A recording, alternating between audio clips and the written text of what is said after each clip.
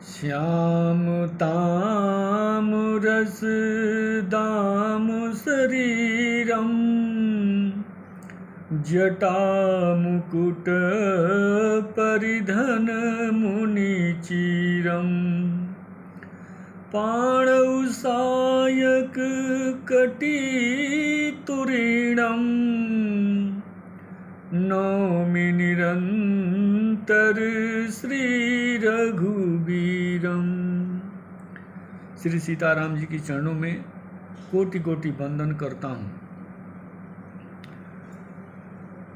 संत महात्मा विद्वान और कवियों का ऐसा कहना है कि बोलिए कि अमूल है, बोलिए कि अमूल है, जो कोई बोले जान, हृदय तराजू तौल के जब मुख बाहिरियान। बोली एक अमूल्य है, इसकी कीमत नहीं लगाई जा सकती है, लेकिन कब, जब हृदय रूपी पलड़े पर तौल कर बोली जाए तब, कि हम जो बोलने जा रहे हैं, जो हम बोल रहे हैं, जो हम बोलेंगे, वो सामने वाले के ऊपर क्या प्रभाव डालेगा, उसका प्रभाव क्या होगा। तो कभी भी सोच समझ कर बोलना चाहिए। अगर हम कहीं कुछ गलत बोल जाते हैं तो इससे हमारे माता पिता, अगर हम किसी के शिष्य हैं तो हमारे गुरु की, अगर हम किसी के मित्र हैं तो हमारे मित्र की, हमारे दोस्त साथी की बदनामी होती है कि यार ये कैसे लोगों के साथ इंसान रहता है, इनके माता पिता कैसे हैं, इनके गुरु कैसे हैं।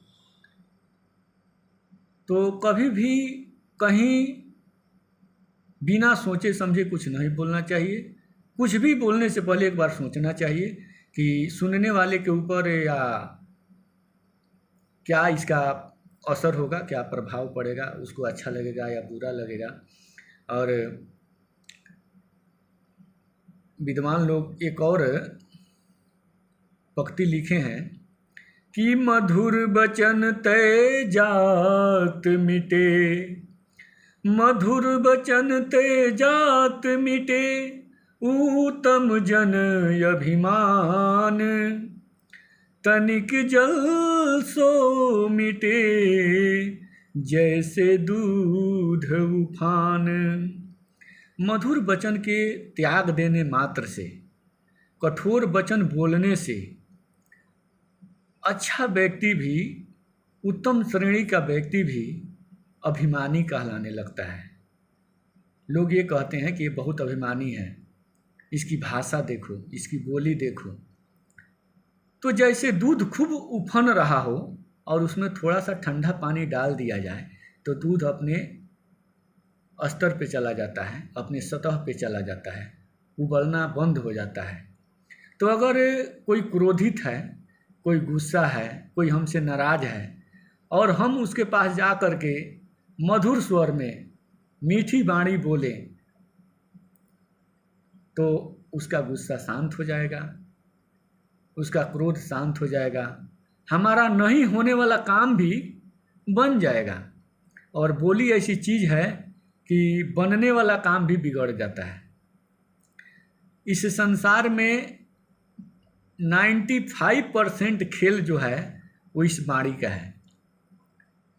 वाणी ऐसी चीज़ है कि किसी को भी बस में कर लेती है और बस में रहने वाले इंसान को दूर कर देती है। कलह कलेश का सबसे बड़ा अगर कोई जड़ है तो हमारी वाणी है। इसलिए किसी संत ने कहा है कि वाणी का सर संभाल लो, बस हो गया भजन, वाणी का सर संभाल लो, बस हो गया भजन। ये हमारी जो वाणी है, अगर हमने इसको संभाल लिया, इस पर नियंत्रण कर लिया तो यही भजन है। अगर नहीं तो हम कितना बड़ा इंसान हैं, कितने बड़े विद्वान हैं, हमारे पास क्या है, अकाउंट में कितने पैसे हैं, कितने घर पे ज़मीन है, कितना बड़ा घर है, कितना बड़ा गाड़ी घोड़ा है, ये मायने नहीं रखता है। और कोई हमारी धन संपत्ति को देखने नहीं जाएगा, हमारे माता पिता से मिलने नहीं जाएगा। हमारा संस्कार और हमारे माता पिता के बारे में हमारी वाणी से लोग पहचान करेंगे कि ये कैसे कुल परिवार से है, इसके माता पिता कैसे होंगे, ये कैसे लोगों के साथ उठता बैठता होगा।